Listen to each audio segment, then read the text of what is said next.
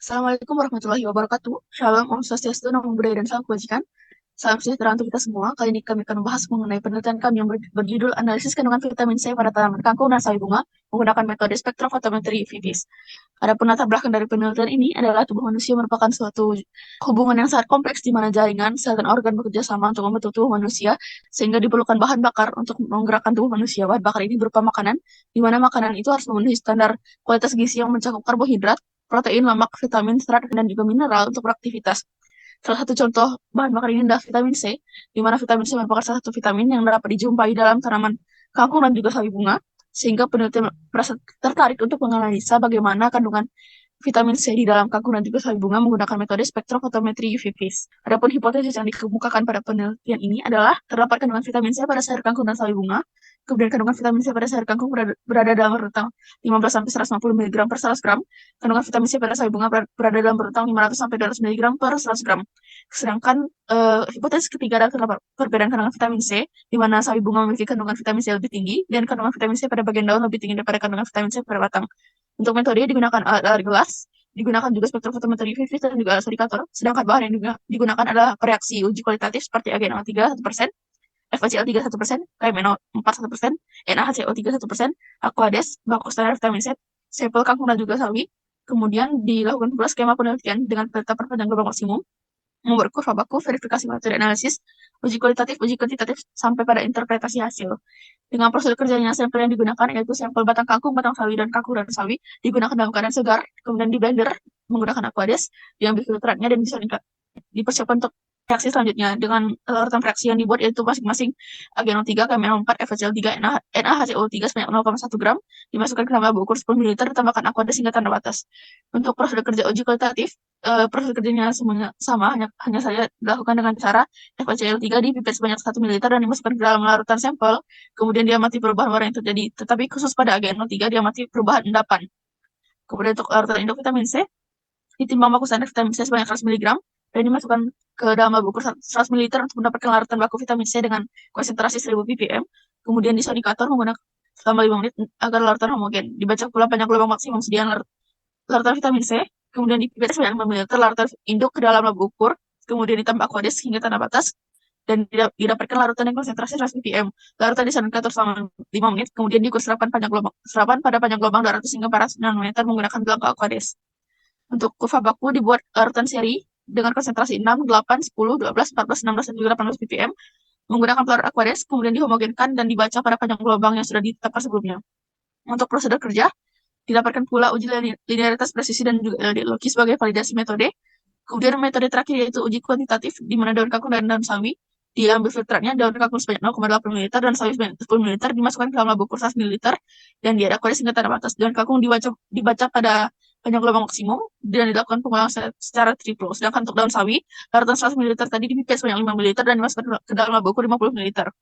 Kemudian uji kuantitatif untuk sampel batang, yaitu sampel batang dipipet sebanyak 3 ml, kemudian dipipet ke dalam laba ukur 100 ml, ditambahkan aqueous hingga tanda batas, disodikator dan dibaca dengan panjang gelombang maksimum dan dilakukan secara triplo. Baik, selanjutnya ada hasil di mana berikut adalah sampel uji yang sudah di blender, ada batang kangkung, daun sawi, batang sawi, dan daun kangkung. Untuk selanjutnya ada uji kualitatif. Di sini ada uji yang pertama yaitu uji AgNO3. Di sini diperoleh hasil di mana terdapat endapan hitam pada semua sampel yang menunjukkan hasil positif dengan menguji reaksi AgNO3. Endapan hitam ini terbentuk atas akibat terjadinya reaksi reduksi Ag+ dari AgNO3 menjadi Ag yang berwarna hitam, sedangkan asam askorbat akan mengalami oksidasi menjadi dihidroaskorbat.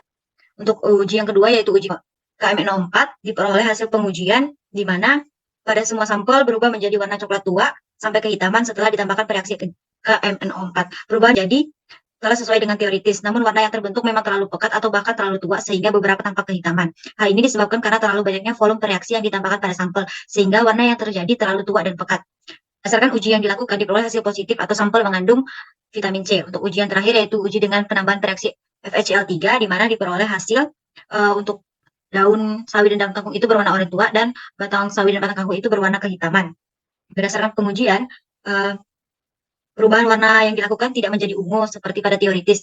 Nah, tidak dilakukannya pengukuran pH setelah penambahan NaHCO3 sehingga tidak diketahui secara pasti suasana sampel sudah basah atau belum. Selain itu, perubahan warna yang tidak sesuai pada sampel terjadi karena penambahan FeCl3 dengan jumlah yang terlalu banyak. Namun, perubahan warna hitam dan jingga kecoklatan pada sampel menunjukkan terjadinya reaksi oksidasi vitamin C, sehingga dapat dikatakan hasil positif atau sampel mengandung vitamin C. Baik, berikut adalah kurva baku dari replikasi 1 yang telah kami dapatkan, di mana dalam pembuatan kurva baku ini diukur pada panjang gelombang 245,6 nanometer yang diperoleh dari hasil penetapan panjang gelombang sebelumnya. Nah, didapatkan dari kurva baku ini didapatkan 5 titik konsentrasi, yaitu 6, 8, 12, 14, dan 16 ppm, di mana sebelumnya kami membuat 7 titik konsentrasi dengan konsentrasi tambahan yaitu 10 ppm dan 18 ppm. Namun, kedua titik ini dieliminasi karena pada 18 ppm terjadi ekstrapolasi dan pada 10 ppm konsentrasinya cukup berdekatan pada 12 ppm sehingga apabila diplotkan hasilnya kurang linear. Nah, dari hasil ini dilakukan triplo di mana berikut merupakan hasil replikasi 1 dengan R 0,996. Kemudian dilakukan dengan replikasi kedua dengan 5 titik yang sama dan diperoleh nilai koefisien relasinya yaitu 0,997. Kemudian dilakukan juga replikasi ketiga dengan titik konsentrasi yang sama dan diperoleh nilai koefisien relasinya 0,997. Nah, kemudian dihitung juga rata-ratanya, diperoleh juga nilai koefisien korelasinya itu 0,9997. Nah, kemudian kami juga melakukan verifikasi metode analisis yaitu uji linearitas, presisi, dan LOD dan LOQ. Nah, untuk linearitas, dari ketiga replikasi yang telah dilakukan, diketahui bahwa semua nilai R itu mendekati 1, yang dimana menunjukkan adanya hubungan yang linear antara absorbansi dan nilai konsentrasi analit. Nah, berdasarkan dari hasil yang diperoleh juga, diketahui bahwa nilai R tersebut memenuhi semua persyaratan uji linearitas baik dari SNI, ICH, maupun AOAC. Nah, kemudian dilakukan juga uji presisi, di mana uji presisi yang didapat ini konsentrasinya cukup besar. Hal ini disebabkan karena absorbansi baku yang sebelumnya didapat itu jaraknya juga cukup besar sehingga nilai SD yang diperoleh itu kurang bervariasi atau bahkan hanya berkisar pada 0,02 dan tidak berbanding lurus dengan min yang diperoleh, di mana seharusnya ketika min semakin besar, SD juga semakin besar. Hal inilah yang menyebabkan nilai persentase SD yang diperoleh ini cukup besar dan tidak memenuhi syarat yang ditetapkan ICH maupun AOC. Namun berdasarkan syarat yang ditetapkan oleh SNI, nilai persentase SD-nya pada kurva konsentrasi baku 8, 12, 14, dan 16 ppm telah memenuhi syarat yaitu di bawah 10%.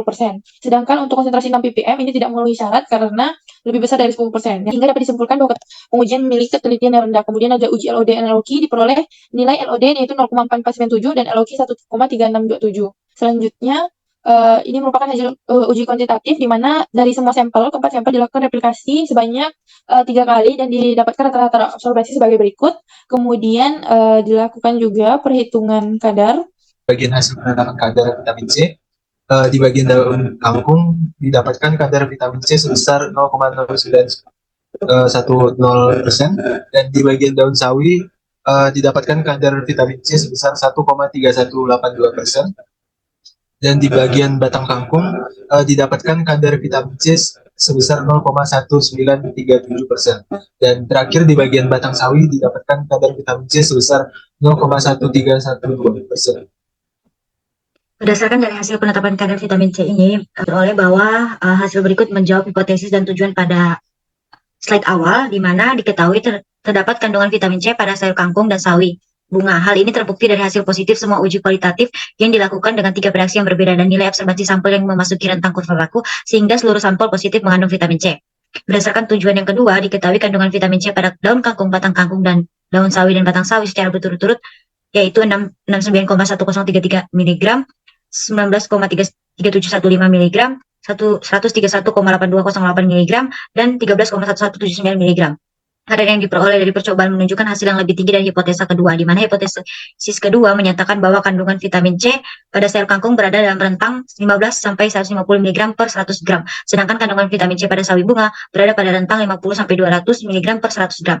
Hasil dari penelitian ini memberikan hubungan positif pada hipotesis ketiga, sekaligus menjawab tujuan ketiga yang diketahui terdapat perbedaan kadar vitamin C pada bagian daun dan batang yang cukup signifikan, di mana lebih banyak kandungan vitamin C yang terdapat pada bagian daun dibandingkan batang dengan urutan kadar vitamin C terbanyak yaitu terdapat pada daun sawi, daun kangkung, batang kangkung, dan batang sawi. Sekian presentasi dari kami, lebih dan kurangnya kami mohon maaf. Sekian dan terima kasih.